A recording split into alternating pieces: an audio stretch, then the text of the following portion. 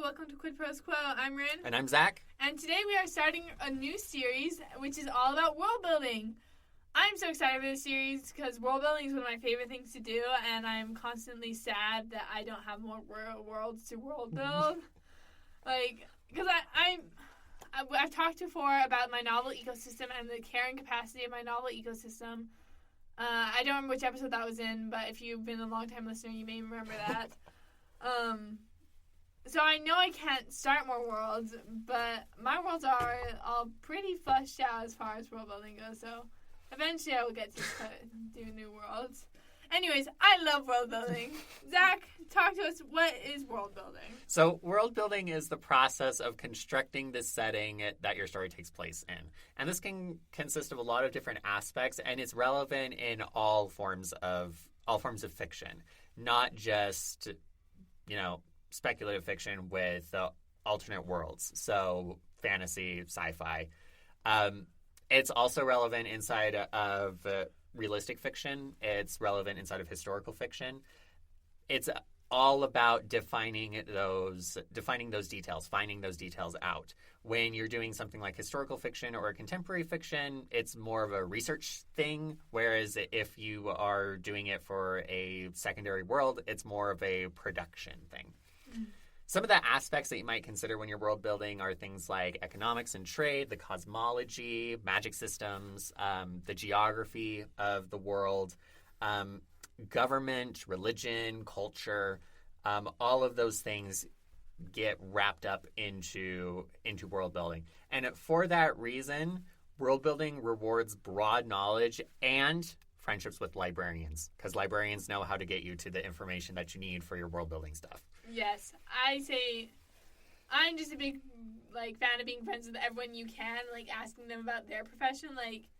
If I ever go back to my space opera sci-fi, I am going to come to you because you are going to have a degree in astrophysics. So you're seeking a degree in astrophysics, and I'm like, Zach could tell me if this is feasible. I could. Yeah. I very much could. Yeah. Excellent. So be friends with people, ask them about their expertise. Pick their brain. Pick their brain. If you are a humanities person, make some STEM friends. I just joined a new writing Discord, and in the introduction section, I was like, I'm a STEM girly, so hit me up, especially if environmental world building, because I know a lot about temperatures and climates and stuff, because I was an environmental scientist and a biology major in college. Yeah. When you're looking at world building, there's lots of terminology that goes along with world building. We're going to break down a couple of different things right here. First thing that I'll talk about is top-down versus bottom-up. Top-down is when you are starting with, you start with the star, and then you go to the planet, and then from the planet you drill down kind of thing. So you're starting at very high level, going down into the details. Bottom-up is saying this is where the characters live right now, and building out from there. So if I want them to, for example, in the short story that I'm currently editing for publication, I knew that I wanted them to be inside of a rainforest, and I wanted there to be a mountain range, and I wanted there to be a desert on the other side. And so that was the detail that I started with, and then I build up where I say, okay, how do I build the geography around that to accomplish that goal kind of thing. So you can go top down, bottom up. That's one of the terms that you need to be aware of. Another one that may be helpful for you is hard versus soft world building. Ren, do you want to walk us through this? Yeah. So the first place I heard of this, and I don't know if he's the person who originated it, was Timothy Hickson on Hello Future Me on YouTube. Also known as Hello Future Me on YouTube. He's not on Hello Future Me. That doesn't make any sense. Where hard world building is detail-oriented and soft world building is more for the vibe. Yep. You leave holes in your world building for the reader to fill in. I think this, he was inspired by Brandon Sanderson's hard and soft magic systems, and that's where he got these worlds. If you want to, a hard world building, again, you should get, Brandon Sanderson, who is, very solid, very detail-oriented. He's got maps galore and, just all... Appendices. Scary, actually. It's scary how hard this world building is. Whereas soft world building is more like Studio Ghibli, and this is Yep. the example that Tim Hickson uses in his videos. Is like you get just a sense of wonder and the vibes. If you think of like Spirited Away, you don't really know why the water rises so much and how it becomes an ocean when it was like barely even a creek. Yep. But it also who doesn't really cares? matter. Yeah, who cares? It doesn't matter. And I would say that often these world building styles are complemented by a magic system of the same style. Mm-hmm. So again, Spirited Away, very soft magic system where it's just like, I think probably the hardest part of that magic system is is her name Yubaba? Mm-hmm. Yeah, Yubaba has to. She's like, oh, if someone asks for a job, I have to give them a contract. Right. Or if you don't eat food in the spirit world, you will disappear in the spirit world. Right. So those are probably the two hardest parts of like Spirited Away's magic system. Whereas again, like Brandon Sanderson or like the end of the Harry Charts. Potter series, yeah, Charts. So many Charts. charts and Yeah. glossaries. yeah, it's oh my god, it's insane. That's not a hard and fast rule, though. If you think about, so Middle Earth is a good example of hard world building because there's so much detail. So much detail.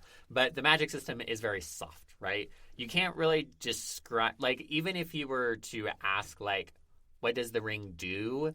That is more ambiguous inside of the books than, you know, if you ask, what does the Elder Wand do inside of Harry Potter? It's more fleshed out. Same thing where it's like, so what can Gandalf do with his magic? And it's like, well, inside of the movie, it's like a flashlight. You know, you have that kind of ambiguity going on right there. So oftentimes the hard versus soft distinction in magic will follow what's going on with the world building, but sometimes it's flipped. Another good example of hard world building with soft magic is Game of Thrones. Not that I know anything about Game of Thrones. I don't either. I couldn't have even told you it was soft magic. Yeah. More soft magic in Game of Thrones with the hard world building. You learn something new every day, right? The next thing I want to talk about is inferred world building, and this is like the iceberg theory, and it's like a lot of people are like, okay, there's 10% of the iceberg above water, and the other 90% of it is below water, and Yep. like as a writer, readers only see 10%, but you should know all 100% of it. Mm-hmm.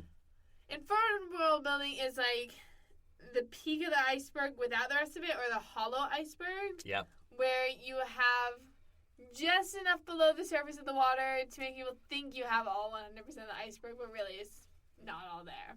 Yeah, so an example from a property that I know and love is Star Wars, right? In the first Star Wars movie in publication order, A New Hope, Obi-Wan makes one off comment about the Clone Wars, okay? One off comment about the Clone Wars.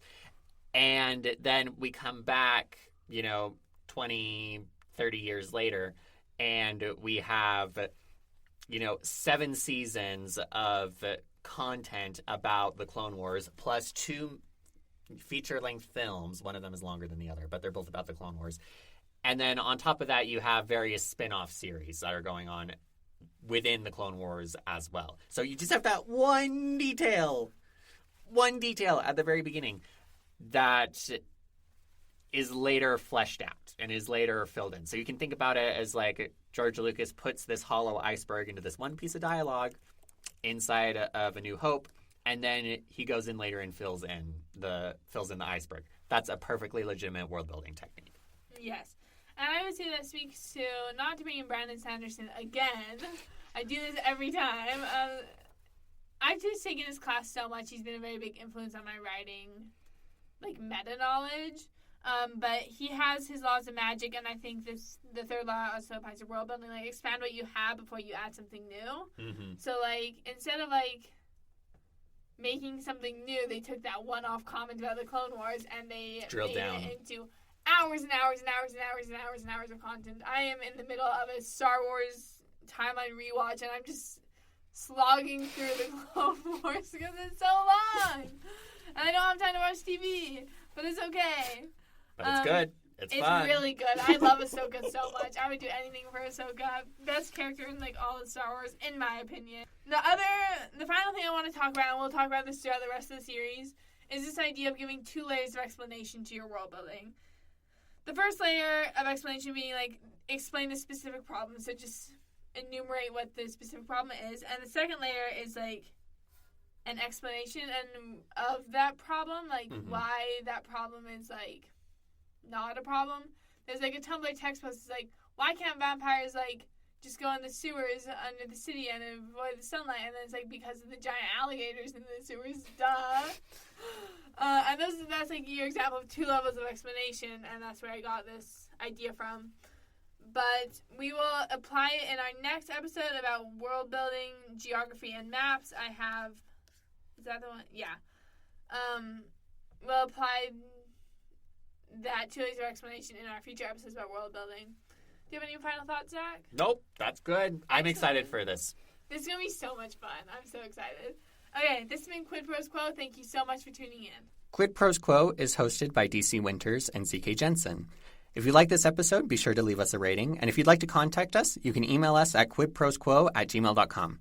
For more episodes, check us out on Spotify, Apple Podcasts, or wherever else you get your podcasts.